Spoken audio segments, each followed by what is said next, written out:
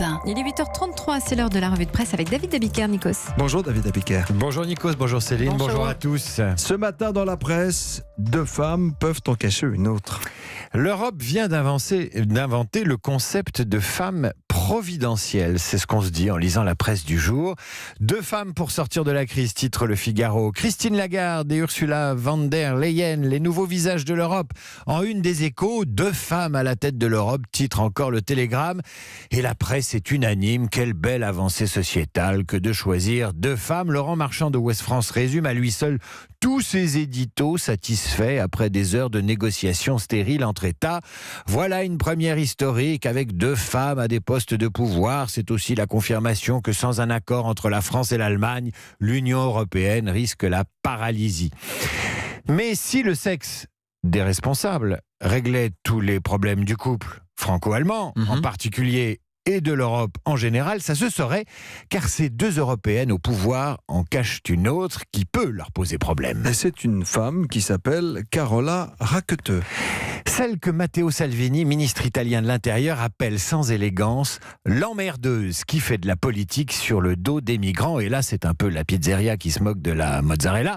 Elle a été libérée hier soir, Carola Rackete, celle qui en quelques jours est devenue un symbole en aidant samedi 42 migrants à débarquer en Europe à bord du Sea-Watch 3 dont elle est la capitaine, est en photo dans Libération. Elle lève le bras en signe de défiance, allure juvénile et regard frondeur.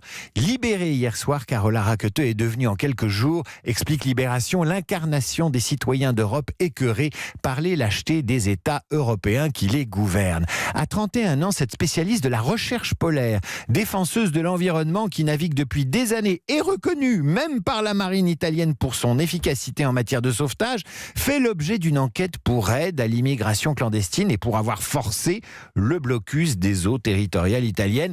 Dans la presse allemande, elle est devenue Capitaine Courage, Jeanne d'Arc, une Antigone. En 3 jours, une cagnotte lancée par les médias allemands a recueilli plus d'1 million d'euros pour lui venir en aide, et tandis que le président du Bundestag, Wolfgang Schäuble, invite les sauveteurs en mer à se demander s'ils ne font pas une fois de plus le jeu des passeurs.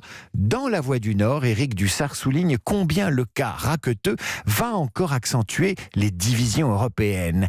Comme si les dirigeants européens, dit-il, n'avaient que cela à penser. Voilà qu'une jeune Allemande, sur les flots humanitaires, vient rappeler que la crise migratoire doit les concerner tous, ces dirigeants, et qu'ils doivent se montrer bien plus responsables et solidaires de l'Italie, de la Grèce ou de l'Espagne. Je vous le disais, 2 femmes à la tête de l'Europe peuvent en cacher une autre. Après les sirènes des navires méditerranéens, le concert des klaxons français. Plus on est vieux, plus on fait du bruit en voiture. C'est le résultat d'une étude réalisée par le site Identicar et présentée dans Le Parisien aujourd'hui en France. Elle révèle que plus on avance en âge et sur la route, plus on klaxonne. Les 18-39 ans sont 16% à avouer une conduite sonore, quand ils sont 26% chez les plus de 70 ans. C'est pas une question d'audition défaillante, c'est une question de génération.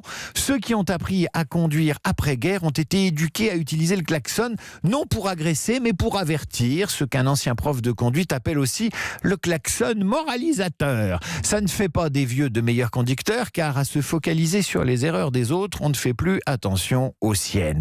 L'interdiction du klaxon en ville ne date pas d'hier. En 1921, le premier code de la route proscrivait le klaxon, mais autorisait la trompe, parce qu'à l'époque, la trompe et le klaxon, c'était pas pareil. C'est vous dire si tout cela date. On reste sur la route ou sur le trottoir avec ce papier des Échos qui en réjouira plus d'un. Hécatombe sur le marché de la trottinette. Il y a un mois, Anne Hidalgo sonnait la fin de la récré pour les loueurs de trottinettes, expliquant que 3 sur 12 seulement obtiendraient l'agrément. Eh bien, la moitié ont déjà suspendu leurs activités, expliquent les Échos. Trop cher, trop vandalisé, trop compliqué à recharger. Le front de libération des trottoirs peut crier victoire. Vous en êtes de la trottinette ? Non, absolument pas. Je suis contre, archi contre. Moi C'est aussi. dangereux et c'est utilisé n'importe comment.